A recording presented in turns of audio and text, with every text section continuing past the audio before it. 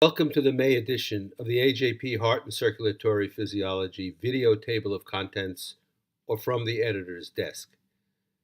The weather is warming up, and so is the research. This month we've published 17 original research studies, 2 editorial focus articles, and 2 perspective pieces. I know you're anxious to get a glimpse of some of these papers, so here are the highlights. Et al. Evaluated the role of cardiac sensory nerves that express the TRPV1 receptor in Yorkshire pigs by percutaneous epicardial application of the potent neurotoxin resinaviratoxin, or RTX, a toxic activator of the TRPV1 channel. This resulted in the depletion of cardiac TRPV1 expressing afferents, hemodynamics, epicardial activation recovery intervals, and in vivo activity of stellate ganglion neurons were recorded in control and RTX-treated animals. Stressors included inferior vena cava occlusion, aortic occlusion, and rapid ventricular pacing. RTX-treated animals exhibited resistance to hemodynamic collapse induced by right ventricular pacing.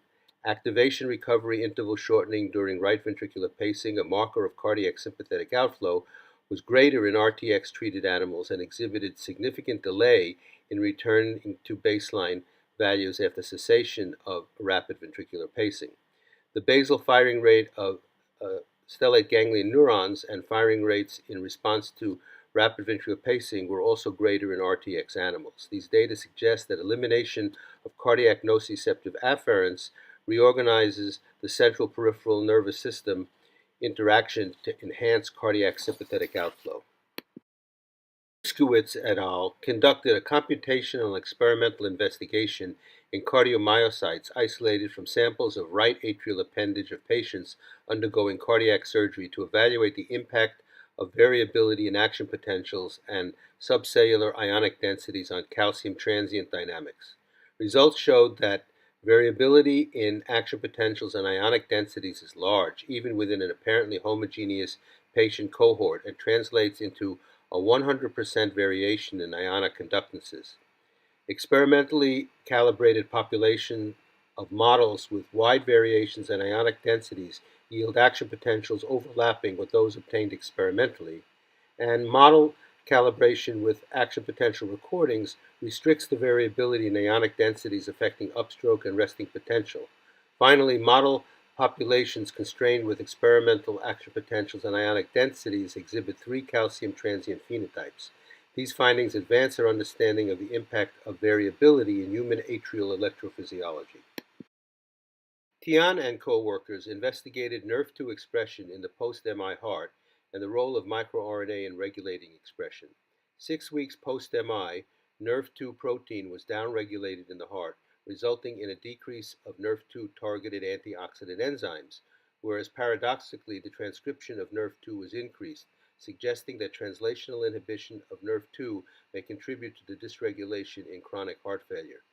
3 microRNAs, including miR27A, miR28-3P, and miR34A, were highly expressed in the left ventricle of infarcted hearts compared with other organs. Furthermore, in vitro analysis revealed that cultured cardiomyocytes and fibroblasts express these 3 microRNAs in response to TNF-alpha stimulation. Taken together, these results suggest that increased local microRNAs induced by MI may contribute to oxidative stress by the inhibition of NRF2 translation in CHF. Pryor et al. Hypothesized that coronary microvascular dysfunction is common in patients with HFpEF. In a prospective observational study, patients undergoing cardiac catheterization with HFpEF were compared with similar patients without HFpEF. Coronary flow reserve and the index of microvascular resistance were measured after adenosine administration, with CFR less than 2 and IMR greater than 23 being abnormal. Compared with control subjects, HFpEF patients were older, had higher numbers of comorbidities, had higher median B-type natriuretic peptide, and had higher left ventricular end diastolic pressure.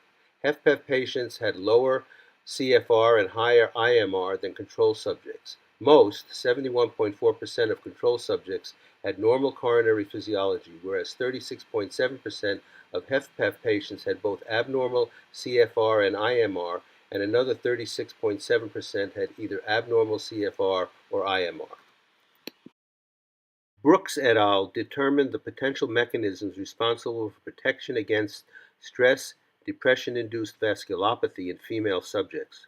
They exposed male, intact female, and overectomized female lean Zucker rats to the unpredictable chronic mild stress model for 8 weeks and determined depressive symptom severity, vascular reactivity in ex vivo aortic rings and middle cerebral arteries, and the profile of major metabolites regulating vascular tone.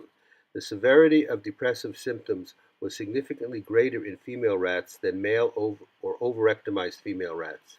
In all groups, endothelium-dependent dilation was depressed in aortic rings and middle cerebral arteries. Vasoactive metabolite profiles were better maintained in female rats with normal gonadal steroids than male overectomized female rats, despite increased depressive symptom severity. These results suggest that female rats exhibit more severe depressive behaviors with stress, but are partially protected from the vasculopathy that affects male rats and female rats lacking normal sex hormone profiles. Thank you for watching the May AJP from the editor's desk. Please go to our website and peruse the other great articles in this month's issue. We will see you in June with more great cardiovascular science. Don't forget to send us your best work now. Our time to first decision is 18 days.